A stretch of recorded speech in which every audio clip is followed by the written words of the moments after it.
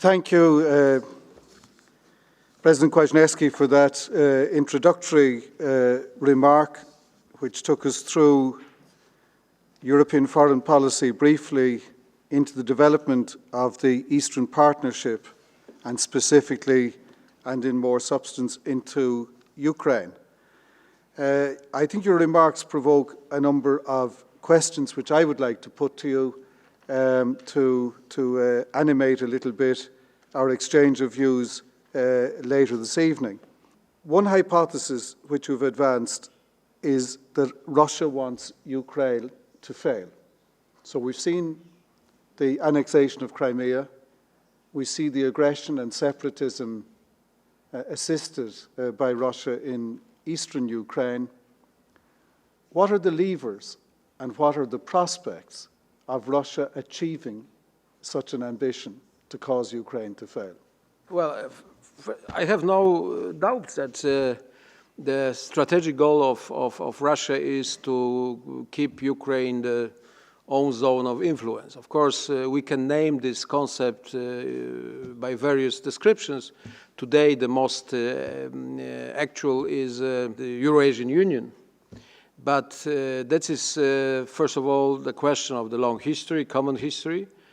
To some extent, it is a problem of the lack of understanding for Ukrainian tradition, Ukrainian language, Ukrainian culture among Russian elites, and not only, among Russian society also. That is not by chance what Mr. Putin said sometimes, that Ukraine is an artificial state, or what he said in the next interview, that such Ukraine nation in fact doesn't exist. They are a little bit young brothers of Russians or junior brothers, but that is artificial division. What is absolutely against the facts, because Ukrainian language is different as Russian language. This culture exists 1,000 years. Of course, for Russia to resign of Ukraine is extremely historically complicated, because in fact Kiev and this part of the region was a cradle of Great Russia. That everything started in Kiev in this region. But history is one part. The second, I think, is a lack of this understanding of really the will of independence, of sovereignty, of own culture by Ukrainians. And third, that is geostrategy. Russia wants to play the role of the big power again. And that is not only a question of Ukraine, this is the same question of Caucasus, this is the same question of Kazakhstan, this is the same question of Moldova. Probably not very much about Baltics, because Baltics are on the other bank of the river. They are members of European Union, of NATO, etc. And of course, Russians try to keep Ukraine in own zone of influence by many methods. Of course, that is a long story. Pat Cox and myself, we are the closest witnesses of this process in the time of Yanukovych presidency, when he, the man who was connected very much with Russia, also mentally very connected with Russia, he announced that Ukraine wants to be to sign association agreement with the European Union, and sometimes we had the impression that it's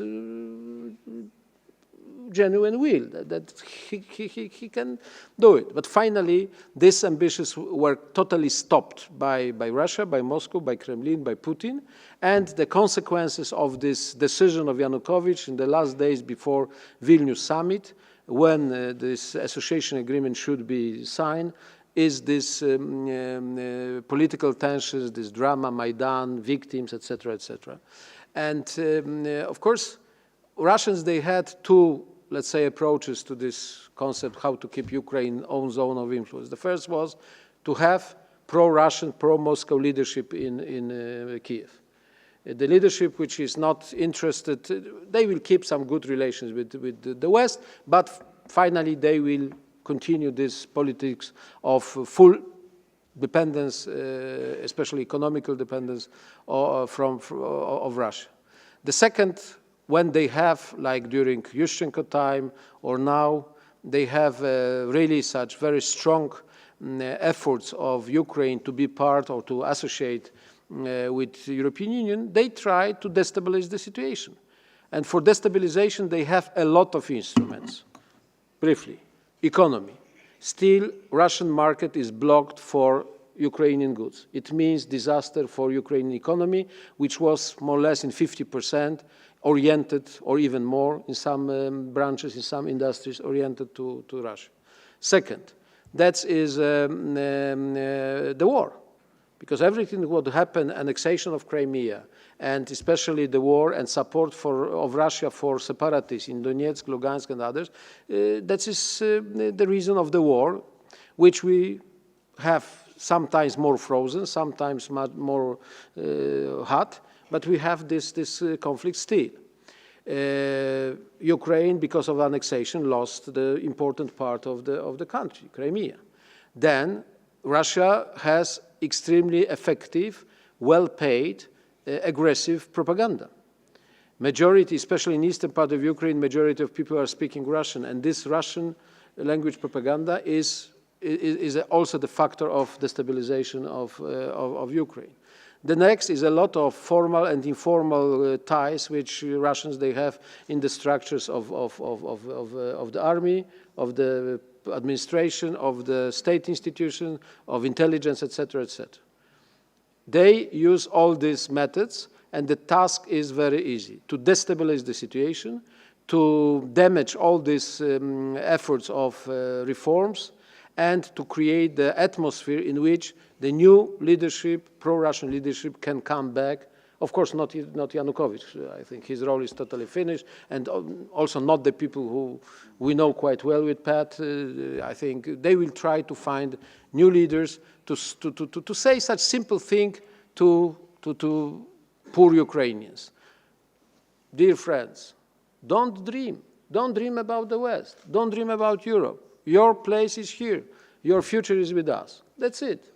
And that is something what I think can be accepted, especially in the economic situation will be very difficult for next some years. This simple message can be accepted by many Ukrainians. I don't think that majority, but enough many to organize such social political tensions in main cities of the country. You described very well there a number of instruments in the exercise of hard power by Russia: the economic instrument, the annexation, the war, the propaganda war, and the hidden influences in the deep state or elsewhere to do with Ukraine. On the other side, the European Union sees itself as exercising soft power, and the soft power with a transformative effect. I think the philosophy on the European side sees and has seen the Eastern Partnership and neighbourhood policy as a positive sum game, win-win for both parties. I think the Russian philosophy has seen it as a negative sum game. If Europe wins, Russia loses, in some sense. So against that background of the willingness to use hard power by one player and necessarily limiting oneself to soft power by the other side, is Europe naive in this game, or always doomed to be on the back foot precisely because Europe relies on soft power and its projection? Well, that's a very good question, very interesting question, and I think especially in such place like Monnet Foundation is necessary to say, no, Europe is not naive. We describe the politics and we describe the role of politics differently. And you mentioned this win-win politics. I tell you, I met in my life many Russian politicians. Nobody believed that such politics exist. Nobody. For them, the politics that is very much in 19th century style, that is the politics that some who is a winner, some who is a loser. Win-win politics it means some frozen situation. Nobody knows who is today winner, who is a loser. Better is to wait. But finally, some who should be the winners and some who should be the Russia and the history of Russia is full of conflicts, full of wars, fight, etc. The history of European Union is a history of peace. This is the history of dialogue. This is the history of reconciliation. That is the history when we are prepared to use, frankly speaking, only soft methods, soft instruments. Tell me what kind of hard instrument you can accept during the meeting of 28. You know, the hardest element which European has is money.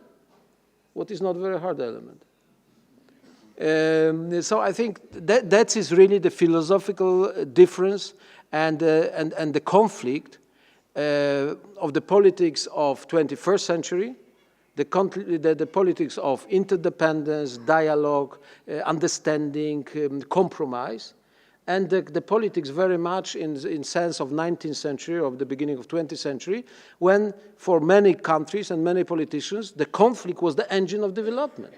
It was a main fuel. And if it's a conflict, you can use it. If you have no conflict, it's necessary to create such conflicts. So that's, philosophically, that's it. When I listen to Mr. Lavrov, I see fantastic diplomat, the man who is probably the best Minister of Foreign Affairs in the world now, with such poker face, what is really the greatest what you can watch. And the problem of Mr. Lavrov is that he doesn't believe that win-win politics can exist, even theoretically. This then prompts a question. You mentioned in your opening remark that dealing with Russia is complex and that sanctions are insufficient, but they are there. So my question to you, insufficient as they may be, since they are above zero, should they be maintained as a means of signaling dissent to Russia's role in Ukraine? Well, you know, generally speaking, I was in politics quite a long time. In my opinion, when I observed the sanctions in many places of the world, I think that the sanctions is not the signal of the strength in the politics. Frankly speaking, that is a last reservoir. That is a last what we can do. We have no different ideas. We have no chances to find positive solutions. That the sanctions is the last point. And of course, in my opinion, even I tell you, in my opinion, the sanctions as such, as a instrument, was difficult, very unpleasant for Russians, but not the sanctions was the really strong argument. The strong argument was that these sanctions were decided by united European Union. And this unity of European Union, it was a really surprise and very, very unpleasant information for Kremlin. Because for them was almost unimaginable that 28 countries will decide to have the sanctions against Russia, especially against Russia, and Russia has many friends in this region. They count very much on Italians, they count very much on others. I will not, they count very much also on Germany. And I think that Chancellor Merkel decided about the most risky politics in her political life. I remember my meeting with business community in Germany. It was the beginning of Ukraine crisis, and I felt this atmosphere against Merkel's politics and sanctions, because sanctions for this community, it was not theoretical issue. It was extremely practical issue. They lost a lot of money. And I think this sanctions helped very much to achieve, in my opinion, Minsk II, no more. But the real strength of our politics is our unity. If we will lose this unity towards Ukraine, towards Russia, if Merkel will change this very, how to say, serious and very clear approach, what is possible because of her problems, I think that will be the big success of Kremlin. So two things on the sanctions then. One question as a supplementary question: do you think that the unity will hold, or are there circumstances now developing where different states wish to break free from the sanctions logic? And secondly, and I think it's clear from what you said, am I right in summarizing that you believe the key to what I might call the moral quality of the sanction, the unity of Europe in the face of this, has relied heavily, I won't say exclusively, but heavily, on the weight and influence of Mrs. Merkel? Well, I think the problem will come soon, because what is the difference between 2014, when this crisis started, and 2016, what we have now? Ukraine 2 years ago was absolutely at the front pages. It was topic number one. It was a main fear, main challenge. We can describe how we want. But today, Ukraine probably is a problem number, let's say, for sure it's not on the front pages. Secondly, we have ISIS, we have Syria, we have refugees, we have Brexit, we have, well, so maybe number 5 is still the Russian-Ukrainian crisis. And of course, it creates a lot of problems, especially for Ukrainians, but because they should understand that the public opinion, international public opinion, is more and more tired, sometimes frustrated because of everything what is going in Ukraine. And even for the politicians, for the leaders of the country, they have not enough time, because everybody has the same time, 24 hours. It's not enough time to discuss seriously the problem of Ukraine. And that is good for Putin, that is bad for Poroshenko, because Poroshenko feels more and more that to knock to the doors is more complicated, and to open debate about Ukraine is not so easy. I think that Merkel is stronger as we think now, and even in what we can read in media. But of course, she is under the pressure. But and of course, I can imagine that one day she will say, "Okay, we have to do something because that is too much, too long. It costs a lot, etc." But in this negative situation for Ukraine, and I see some chance. What I mentioned in my remarks, because generally speaking, in our concept, according to our values, when we believe very much, we trust the win-win politics exist, it's necessary to include Russia to these issues, because without Russia we cannot find a solution for Ukraine. And probably that is my very, very weak hope, not very strong hope, weak hope, because of so many international conflicts, and because of Syria and terrorism, etc., probably having very good cooperation between the United States and European Union is chance to propose for Russians some kind of new approach, let's say, diplomatically, that, okay, we want to discuss with you and to solve the problem of Syria. We are ready to discuss about sanctions, but what concerns Ukraine is necessary to accept some conditions which should be accepted by Russia. And the main condition, and that is a problem which is very, how to say, interesting. Is Russia ready to accept sovereignty of Ukraine or not? Because that is a crucial point.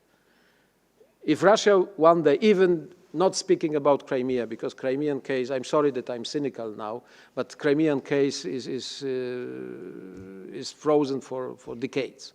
But if Russia would be ready to accept sovereignty and association with the European Union and open the market, and of course Ukraine would prepare the special statutes, constitutional statutes for Donbass and Lugansk, in this frame, I think it's possible to find some kind of not very nice solution or very fantastic compromise, but enough pragmatic compromise which could solve the problem.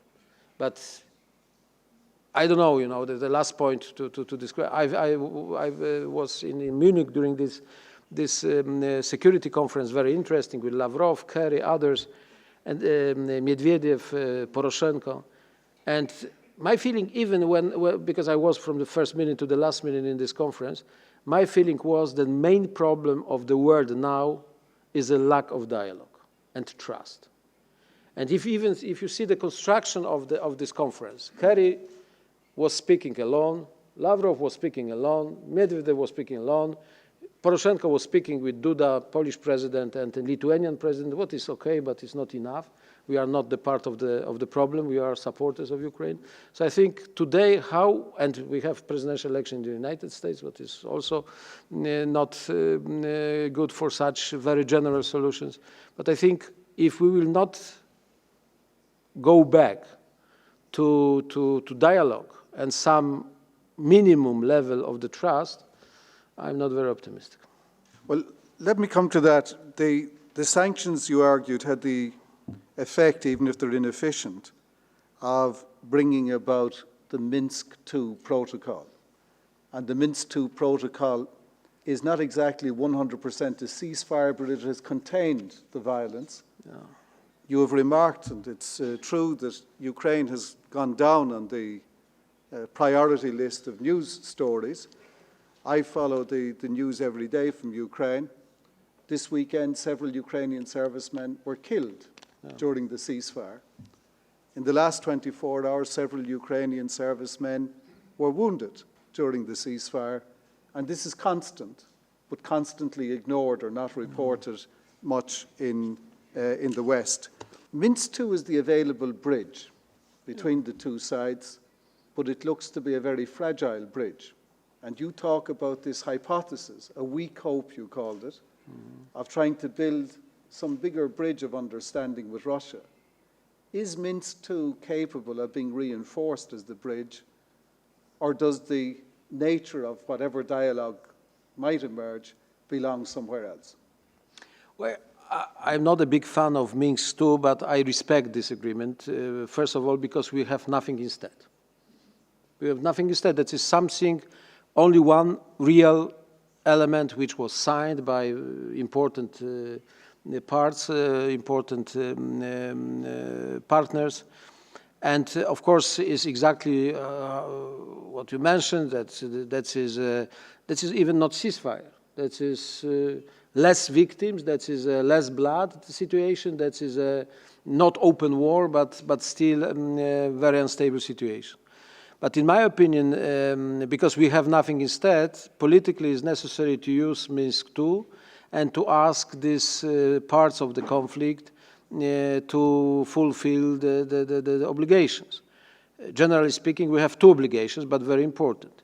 The first, from Ukrainian side, is to prepare constitutionally some special status of Donbas and Donetsk, but the most important obligation on the Russian side is to withdraw support, to withdraw weapons, and to accept that these two regions, even having the leadership pro-Russian oriented, but politically, in sense of administrative sense and political sense, will stay as a part of Ukraine. And I think as a modest beginning of the process to find the solution, that is something. That is not very much, but that is something.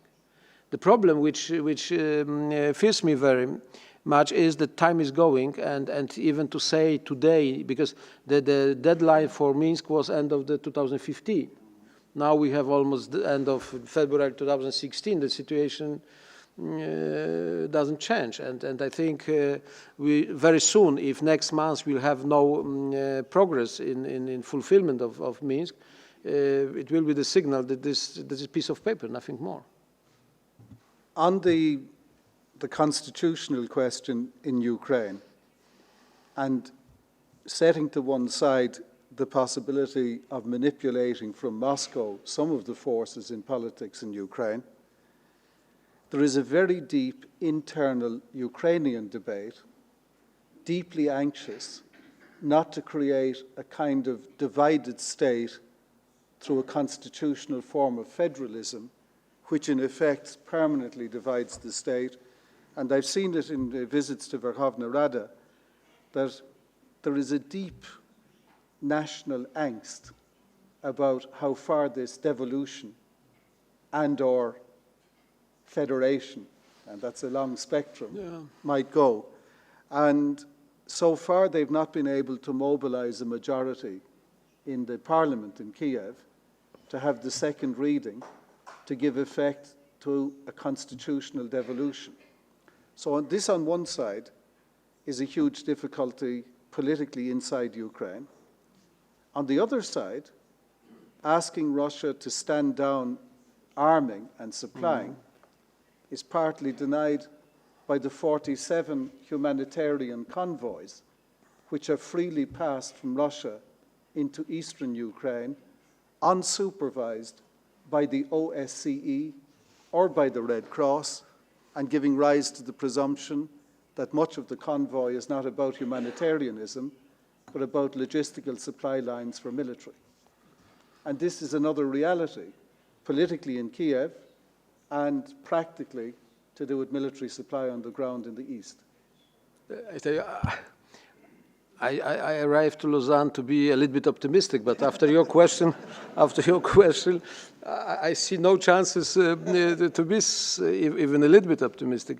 Well, if this because if Russia will continue this politics, support for separatists in equipment, in money, etc., we have no chances to find a solution, because it means that Russia wants to realize this scenario which I described, to have own leadership in Kiev, to keep Ukraine in own zone of influence, and of course, even paying high price of sanctions, of crisis in the economy, some kind of isolation. But frankly speaking, in today's international geopolitical situation, it's very difficult to see Russia as an isolated state, etc. And unfortunately, you're right. I have no good answer on this information. What concerns federalization, I absolutely agree with majority of Ukrainian politicians. Ukraine today cannot be a federal country. And of course, if you want to go from Switzerland to Ukraine to say how federalism is nice, don't do it, because this model will not work in this big country. Different history, etc., etc. I think the leadership of and the deputies of the parliament, and I think the majority of the Ukrainian community should understand that the only solution for Donbas and Lugansk, if they want to keep these two regions in the framework of Ukraine, is to offer them some kind of special status. Maybe that is we speak about words, but the substance is exactly, speaking openly, that these two regions will be part of Ukraine, having the same currency, having the same system of administration, having the borders, because the main problem between Donbas and Lugansk and Russia is the question of the frontiers.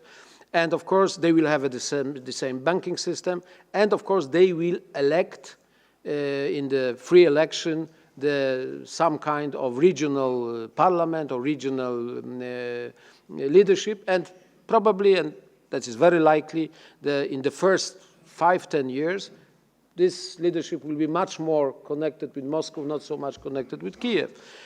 Of course, that's politically is a problem, but still, I think, step by step, having better situation in Ukraine is possible to have next election or next two elections, the leaders in Donbas and Lugansk, which will be more moderate or even more Kiev-oriented.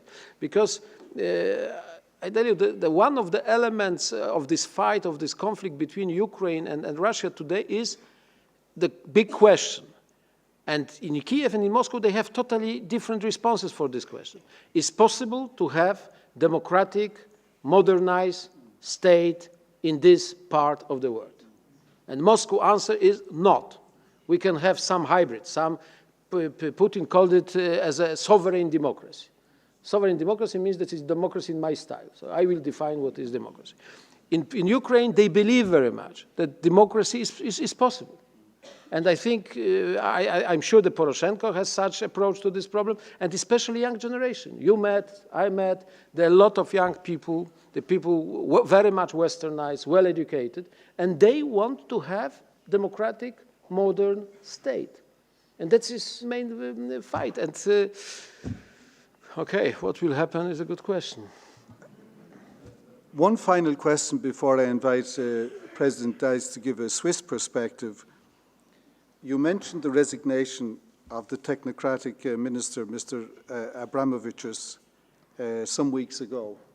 This has propelled Ukraine into a crisis in the coalition, a crisis of confidence between the parliament and the government, a crisis within the institutions between the presidency and some of the others.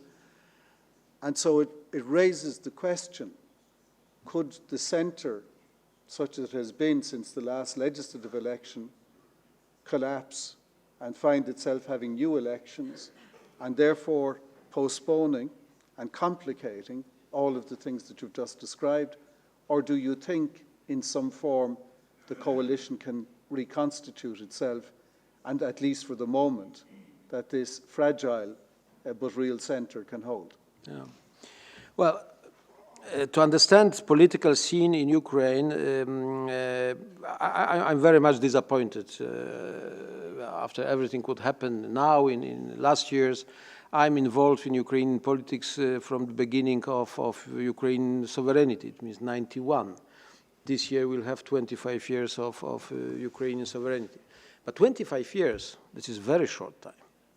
And that is one of the reasons why these political elites are not so enough matured, prepared to look for compromises, not enough moderate, not enough flexible, etc., etc. My appeal, and I will have a chance to meet and you even earlier, because you will meet the leaders end of February. I will see them mid of March. And my appeal is, if you want to lose all last chances for Ukraine, let's continue.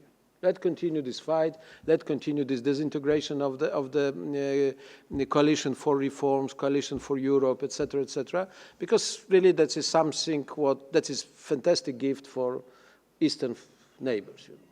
And I will appeal for responsibility, understanding, etc., etc. That is, of course, difficult, because I know the main heroes in this history, and it's not easy. But I think that is a crucial moment for the future of Ukraine from political point of view. In my opinion, new election will be disaster for the bloc for modernization, because the people they don't see the positive results. Many of voters are extremely frustrated or exhausted. Then, you know, the bloc of modernization will fight among themselves. And that is, of course, the open space for this, let's say, pro-Russian or pro-Moscow forces and leaders. I think what happened in last days in Ukraine, in this drama, is only one positive element, because Yatsenyuk, prime minister, survived unconfidence vote. And it means that next such vote can come next 3 months. So at least 3 months is a time when the leaders of this big country should rethink many problems and to mitigate each other, and to start to organize or reorganize this pro-reformist bloc again. Because if not, I think the negative scenario will accelerate. Negative scenario will accelerate. And that is my message to our Ukrainian friends, and I'm sure that you will repeat the same message to our friends in European Parliament end of February. Because that is, you know, I tell you, that Ukraine is a fantastic country, beautiful country, nice people, etc. But from political point of view, is really not very matured, and it's very important to understand for Ukrainians and for Ukrainian leaders, the limit of mistakes is finished. It's finished. You know, that is even not for one mistake, and they want to make 10. You know, that's too much. Aleksander Kwaśniewski, thank you very much. We've lots of time to discuss with you, with the audience, but thank you very much for, I think, what has been a very profound and thoughtful contribution, and I thank you very much on behalf of our audience for that.